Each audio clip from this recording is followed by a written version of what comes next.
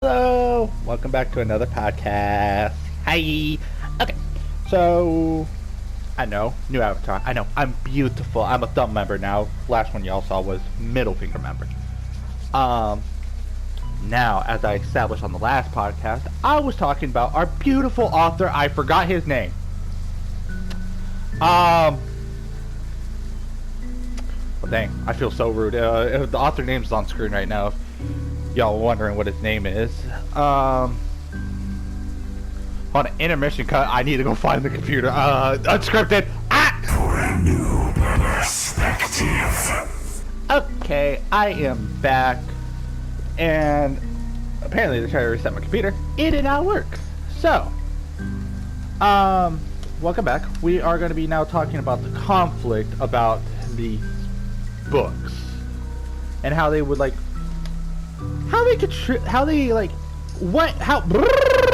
gotta think my dyslexia, me trying to think on the spot. This is terrible. How unwind and the real life is connected. So,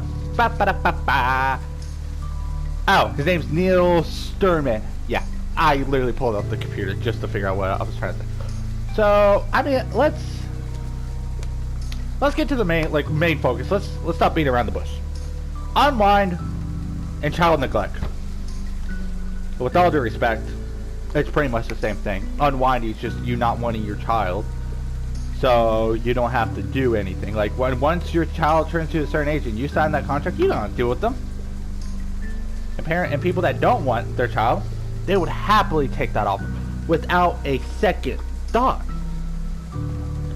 Now, I understand that some people, the whole abortion thing, I understand that some people will have a child and they don't want it, so they'll do abortion.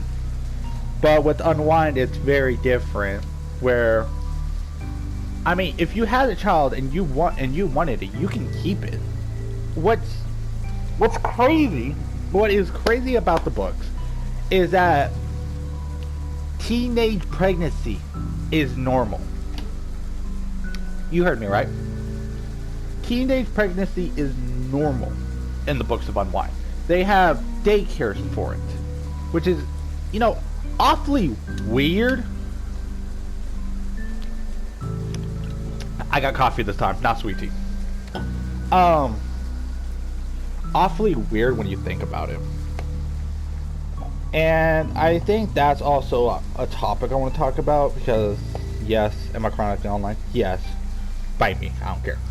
But I've been seeing some stuff on the internet of people trying to normalize teenage pregnancy, which is a very dark topic. And with Unwind, it's normal in the universe.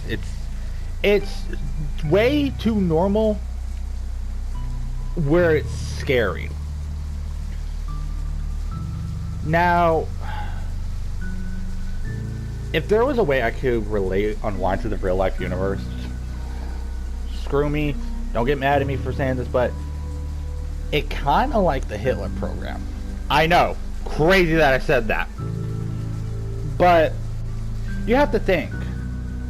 Mustache Man, what we're going to call him. Mustache Man, if the person wasn't to his likings or had disabilities, they're gone. To be unseen. And Unwind is kind of like that, but if you have the perfect body and you get signed up for the Unwind process, you get Unwind. But if you have I think certain disabilities, you can't be Unwind even though you be signed up for it. You still can't. It's kind of illegal. Though, after reading the books, I found out that not the 100% of the body, you can't, I'm absolutely losing my mind. I found out that you don't need the 100% of your body to be perfectly complete. You at least need 99.44%. I'm not joking, that is quoted in the book. Which, don't get me wrong, still that is a messed up thing to do. Especially if, you're an adult,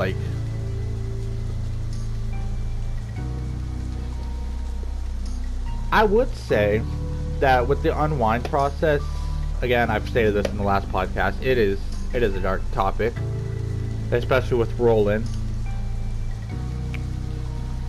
I have a spoiler warning at the beginning. I should have put that. Yeah, I'm gonna put that. With the unrolling and how they do the unwind process, it's kind of dark. Like, if you're that type of parent that you want to be like, oh, I'm sending you away as like a way to be a lesson, but you be like, I'm sending you to go get unwind. I don't know. Hold on, we're pulling out the computer. Can you stop a unwind process after signing the papers in the unwind series?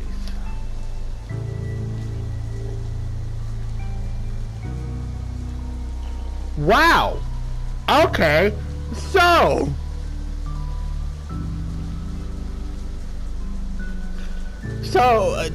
reading this, no. So, if there was a type of parent that didn't know that, and you're like, I signed you up, and then you're like, oh, I changed my mind, you can't stop it. Wow. Wow. Is there ways to stop it without, like, there's no way to stop it without at least injuring your child. Resizing fever, rewinding. The series introduced rewinding, or a thematic part where parts from different newly unwind scenes are... Okay, so I'm pretty sure that's a different book. But no, once they're signed up for unwinding, that's it. That's really dark, because that could be like you being screwing up. Like, you parent want to be like at least scare your child into behaving, and then you do that, and then you're like, oh, I don't want to do it, and then you just like, I can't undo it. Like, it's signed. Wow, that's really dark. Holy cow! Wow.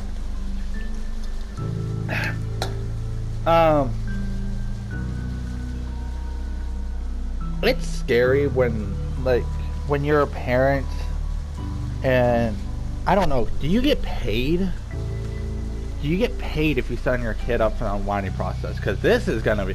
Because if you can.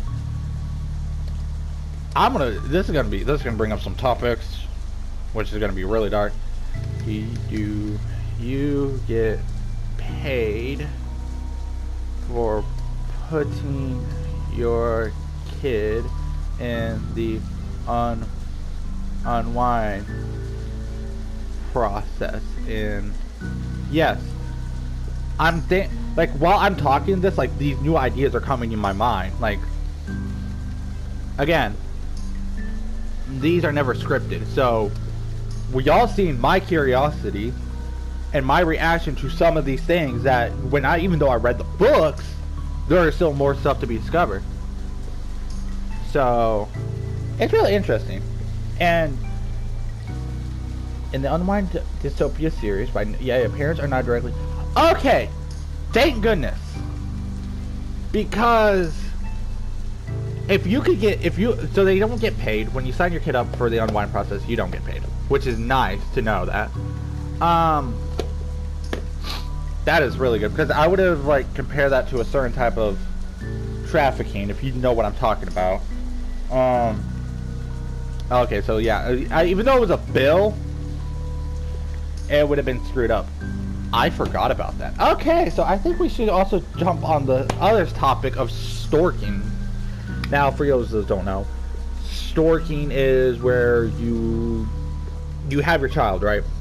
But you place on somebody's doorstep. I think most of you all know what I'm talking about. If y'all watched that one movie, God, I forgot its name, but it's with that blonde hair kid, and I'm gonna look him up while I talk about this.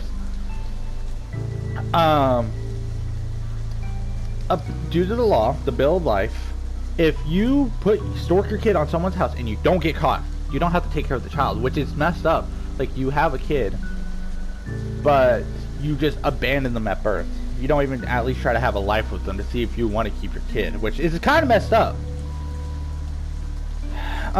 Because imagine your kid builds up a relationship with you, loves you for them, but you never love them, and you sign them up for the unwind process. They will feel heartbroken. And I think that's something with Connor, like, Well, Connor didn't better himself until he found out he was being unwind. Or he tried to. All I do know is once they found out that their first kid wasn't the best, they were like, ah, yeah, let's unwind and let's try again. Which, now you think about it, it's kind of like that one talk from Invincible. Editor, me roll the clip real quick. Though, after that clip, it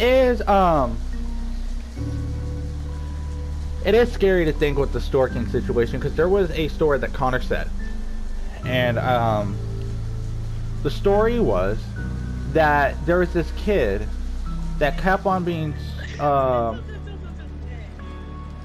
this kid kept being stalked for like so many times, and the kid got this disease and they end up had to put him down, which was very sad. And in the book, this kid was being stalked, and they're like, "Mom, we got stalked again." And second thoughts, kind of PTSD kicked in, and I think Connor's PTSD of like with the stalking situation and taking the kid in is also a thing we could compare to real life with abandonment and wanting to help others. Though, I think Connor best says this, or like at least try to describe this, of like, you cannot always help everyone else, and you can't always save everyone, which is also the premise of you can't always be the hero in a story. Like, I am glad that we got the ending we got for Unwind, but it could have ended so differently if some events didn't happen. If Lev didn't join that bombing team, Connor would have been Unwind that day.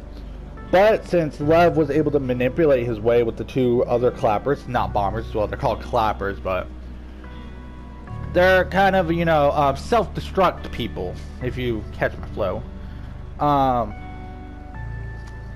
And Connor would have been dead. I mean, the sci-fi situation, well, no. Yeah. I think Lev, well, even though we don't care about Lev that much, Lev did play a big part in the story. Especially near the end, and with sci-fi in them. I think, like, the main story is just, like, kids trying to get over their abandonment, or letting know they don't want to be alive, and how parents in this twisted way of the world goes like, oh, you'll get used to it, and it's not. Like, there might be some kids that are used to it. It's never going to be easy. You're giving up your life without say. Like, even though freedom of speech happens, what's going to go on? It's a story. It's quite a story about, like, how you realize parents will give up their kids in the unwind process. Like, some parents would do it without second thought. Do it before they were born. And there's kids that be put on other people's forces because the parents don't want them.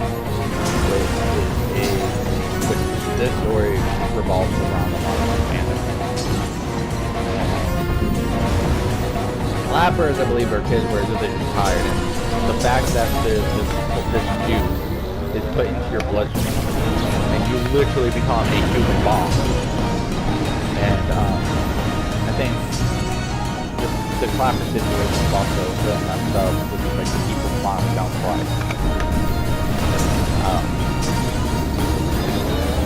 I do know some friends that their parents don't help them, and they push on, no matter what happens. Nightmares occur, you start seeing things, but no matter what, they've always seen light. And it's hard to see. I'm kind of glad this world doesn't have that unwind process, because I know for a fact there have been some friends I'll probably never see again. I had some friends at school that are going through this situation with their parents. But yeah, this was a more darker topic. I think I was gonna jump on, especially with the fact this Unwind universe is like, even though it's a happy-go-lucky, like, not everything's happy-go-lucky. So, with all that said, good morning, good evening, good night. Have a nice day, and I hope to see you all again. Bye bye.